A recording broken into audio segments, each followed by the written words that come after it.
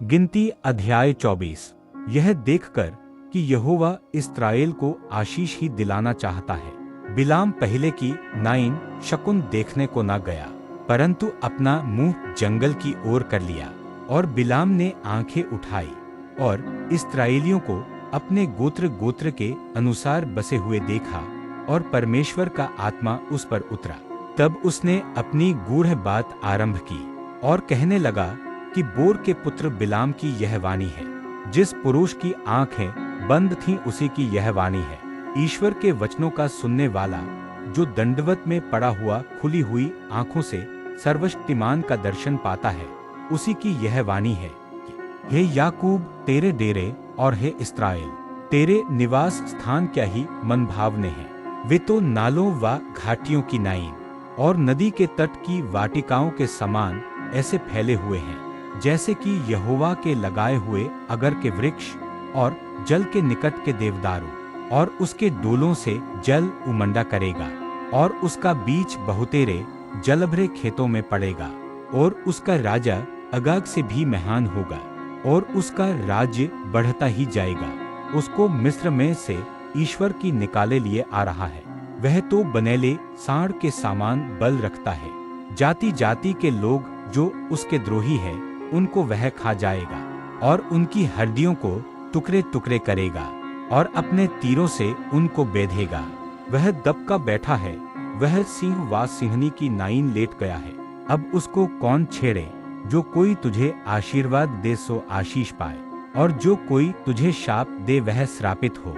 तब बालाक का कोप बिलाम पर भड़क उठा, और उसने हाथ पर हाथ पटकेकर बिलाम से कहा, मैंने तुझे अपने शत्रुओं के शाप देने के लिए बुलवाया, परंतु तूने 3 बार उन्हें आशीर्वाद ही आशीर्वाद दिया है।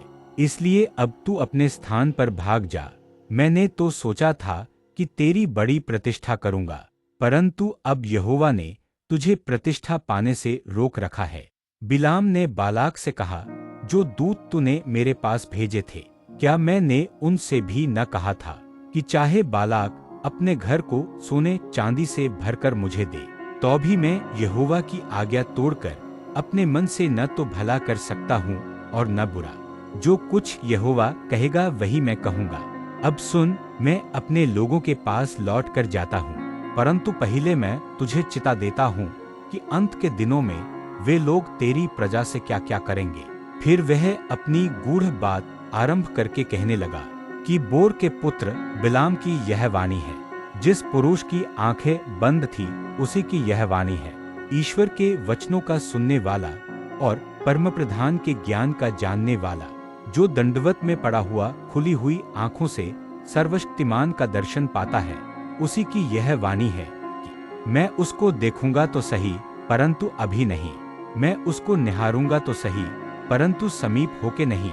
याकूब में से एक तारा उदय होगा, और इस्राएल में से एक राजदंड उठेगा, जो मोआब की अलंगों को चूर कर देगा, जो सब दंगा करने वालों को गिरा देगा।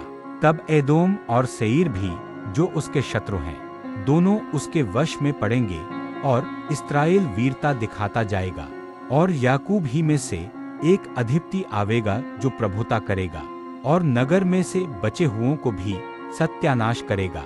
फिर उसने अमालेक पर दृष्टि करके अपनी गूढ़ बात आरंभ की, और कहने लगा, अमालेक अन्य जातियों में श्रेष्ठ तो था, परंतु उसका अंत विनाश ही है।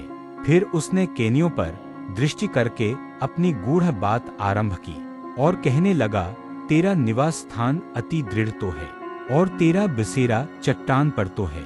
तो भी केन उजड़ जाएगा, और अंत में अश्शूर तुझे बंधुआई में ले आएगा। फिर उसने अपनी गूढ़ बात आरंभ की, और कहने लगा, हाय, जब ईश्वर यह करेगा तब कौन जीवित बचेगा। तो भी कित्तियों के पास से जहाज वाले आकर अश्शूर को और एबेर को भी दुख देंगे, और अंत में उसका भी विनाश हो जाएगा। तब बिलाम चल दिया और अपने स्थान पर लौट गया, और बालाक ने भी अपना मार्ग लिया।